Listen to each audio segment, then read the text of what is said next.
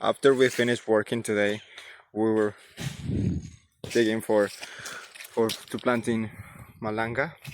We have it there, the holes, and our friend Juan Carlos, he's harvesting some zapotes.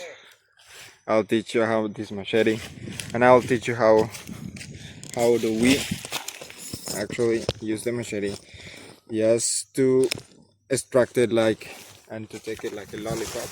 So you start at the very bottom, and then we make a hexagonal, look, and then through this line we make incisions with the machete, and so that at the end we can